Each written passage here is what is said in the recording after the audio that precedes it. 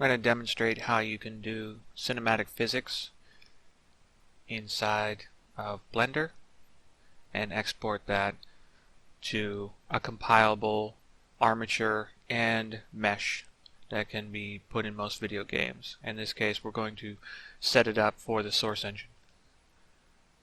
So cinematic physics, you probably saw them in episode 2, in Half-Life 2 episode 2, and it was a simulation of physics that was then baked into a model, and essentially it allows you to do a really complex physical scene without having load on the CPU. And if you come to this video, you know what cinematic physics is. So you can see this is its destroyed state. We can go to sequences and we can go to damage.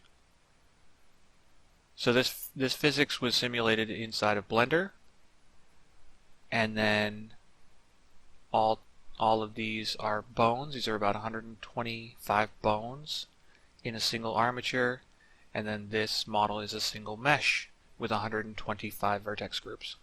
So that's what we're going to try today on a smaller, simpler scale. So we're going to add a cube and do a quick edit on this cube.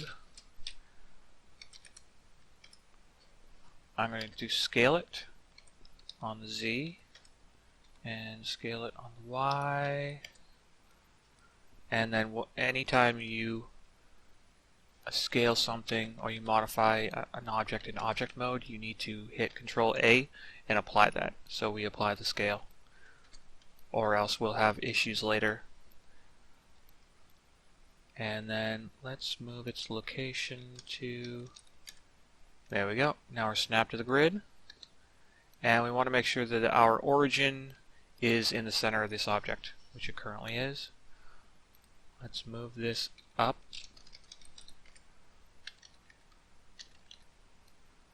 And we're going to go and just add some detail to it.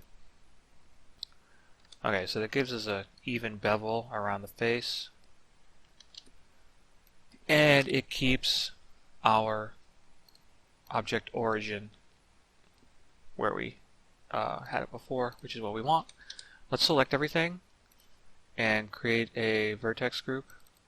Let's rename this to brick.000. And we need to give it a vertex group.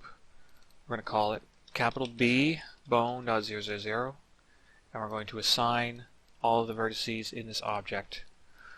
And you can see in weight paint, now it's all red, so the vertices are properly assigned. Let's add an armature to the scene. Add armature single bone. And then we will move that to x0, y, 0.5, and then 3.5 on the z-axis. We're going to turn on X-ray, so now we can see through objects. We can see bones through objects. And that's what we want. And now that it's in position, we're going to add an object constraint to it. Copy transforms of brick. And then we're going to rename this arm.000. Okay, now we're set up to copy paste, and we'll do a quick copy paste of everything. We're going to move this out of the way. So armature 0 is we're going to do something with. Brick and armature 0 we're going to do something with. The rest of them are going to be part of the simulation. These are just going to be bricks that get pushed around. So we're going to select all of this on its own, and I want to move it -5.5. So that's going to center it along this axis. And then we can go ahead into edit mode. We're going to edit brick 0. So first thing is to move it into position, and -1, 1. We're going to duplicate it and that looks good. So we can move out of edit mode, and that will be our wall that doesn't move, and all the bricks will just collide with this wall. So this is just a sample of what we're doing. This armature is currently locked to this, and so we're going to need to move the origin of this object. Let's do that right now. Let's set up where we want our origin to be, and this will actually be the model's origin once we're all done. So I'm happy with that.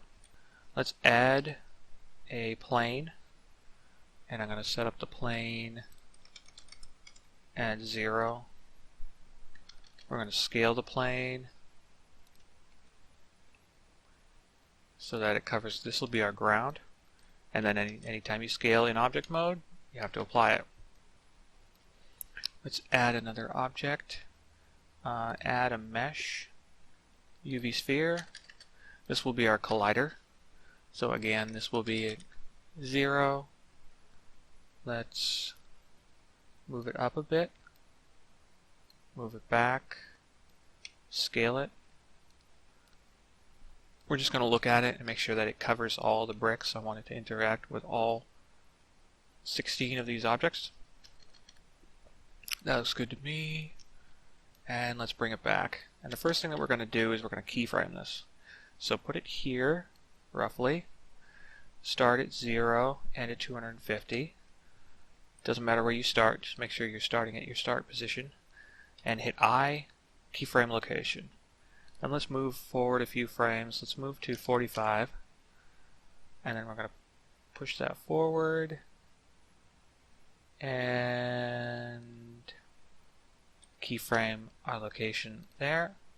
Then we're going to move forward 1 frame and keyframe our location all the way back. And then we can see what that does. So this is the collider.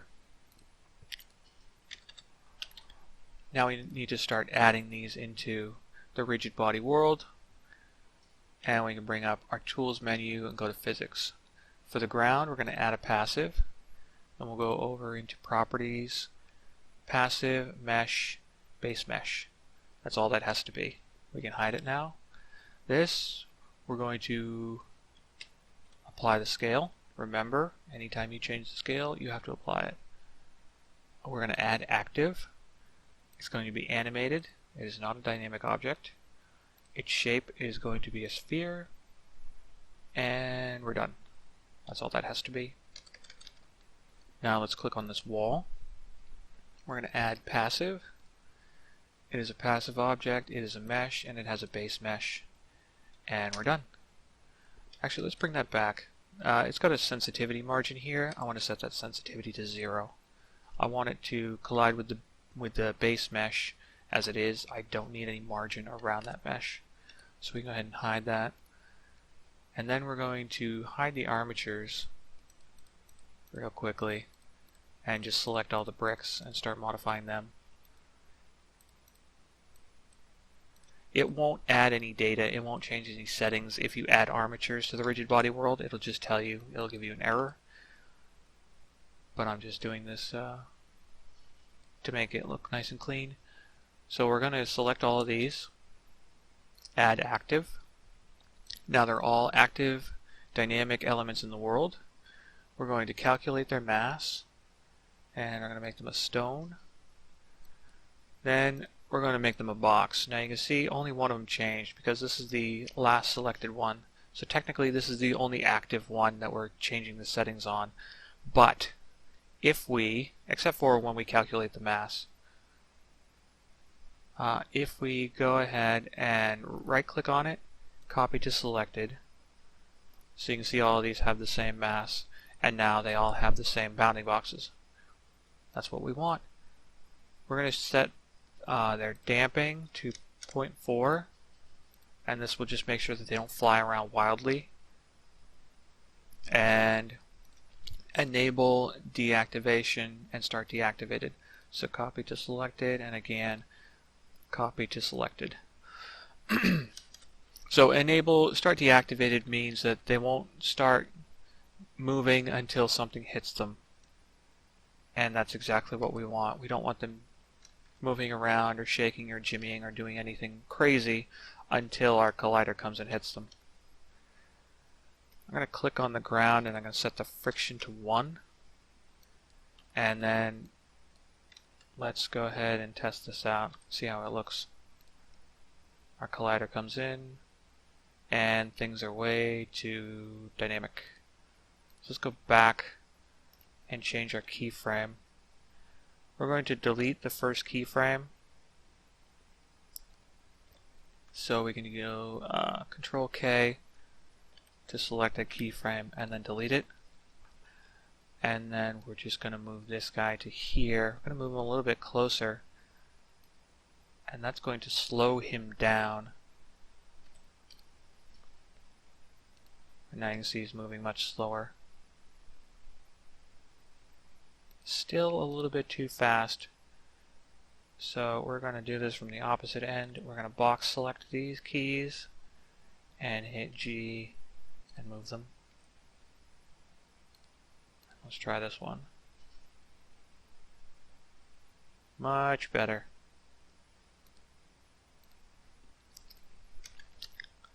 So we can hide that, and let's just look at the wall. Okay, we're going to go back a few frames. We're going to start on 64.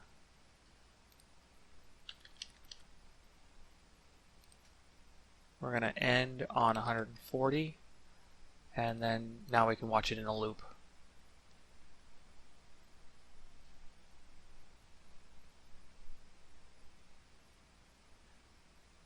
So for our demonstration, this can now be baked. We're going to grab the bricks again by themselves, and we're going to bake this onto the bricks, removing them from the simulation so that the cache won't update anymore. Let's click on these and make sure that baked keyframes is available. Select all of the objects that you want to bake, baked keyframes, start frame, end frame, frame step. Frame step is you can do every other frame. If you want to save data, if you want to smooth them out, you can frame step them, or we're just going to bake every frame. Go ahead and hit OK, and now the frame data is baked into the objects themselves. Let's hide these, and we're going to bring the armatures back up. So now our armatures are constrained to these objects. What we want to do is now we want to bake to the armatures objects and remove the constraints at the same time. We can do that under animation. We need to do this one at a time, just the way the Blender works. So click on each individual armature, start frame, end frame, frame step. Selected, visual keying, clear constraints, object. Hit OK. And then select every armature. We'll show it. And make sure that brick got removed. Okay. So brick got removed. Now we have all the animation baked onto the armatures, and we can go into and select them all and hide them. We're going to go back to our bricks and we're going to merge this. But before we do this, we have to make sure our vertex groups are correct. I'm going to delete the keyframe information, and then we're going to edit the vertex groups. So this one is correct, but when we copy pasted, it didn't copy paste the vertex group names to correspond to the new value of the object names. So we just need to do that for each one of these. So brick 4 needs to have bone 4 vertex group and so on, all the way up to 16. And then we have plane and sphere, and we can just go ahead and delete the plane and the sphere. We're done with those. Alright, let's show everything. And then we can see that the animation is gone from the bricks. Select all the bricks, and we are going to join them, making sure that this brick 000 is essentially our parent as we join them. It's going to be the selected one, and it currently has proper origin point. So hide that. Then we have this data. We're going to select all the armatures, duplicate them, and then make sure that they're the only ones shown. When we select these, we want to make sure that the bottom armature, the one that shares the origin point with the mesh, is the final one selected as we join these together. So they're joined together, and we lost the keyframe information as we joined them together. So we're going to fix that by going into pose mode, and we're going to do bone constraints. So add a bone constraint, and I want to make sure that I can see all the bones. And because I selected them properly, all but one of the bones was named properly. Clicking on bone 0, adding a bone constraint, copy transforms of this bone, and making sure that the bone is selected. And now you can see that armature 0 is going to control bone 0. This is how we copy the information over from the armature to each bone in the single armature, making sure that it's using the proper origin point to animate from. Then we're going to select all the bones. We're going to make sure this one is selected last. We're going to pose, constraints, copy constraints to selected. And now it'll update over here. You can see all the information is properly updated except for the target. We just need to change the targets. This can be very annoying if you have a lot of armatures to animate to. Blender is not expecting you to do an animation in reverse. It wants you to set up an armature, set up the vertex groups, and then animate. It doesn't want you to do that backwards. So it's not expecting something like this. And I don't blame it. So now we have everything parented properly, and we can quickly bake this. So in pose mode, go to pose, animation, bake action.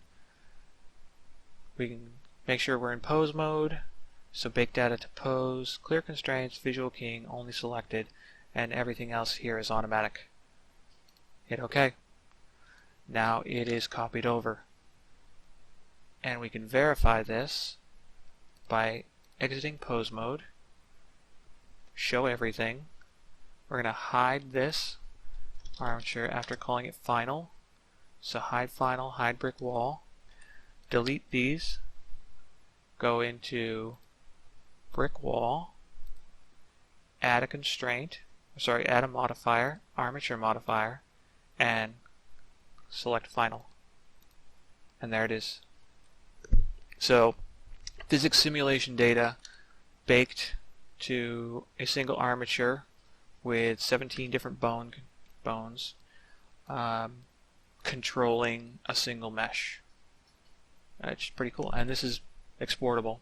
This can, once you skin it, so you're going to have to go into UV edits and give it a skin, give it a texture. But once you're done texturing it, and you can modify the keyframes a little bit to clean it up.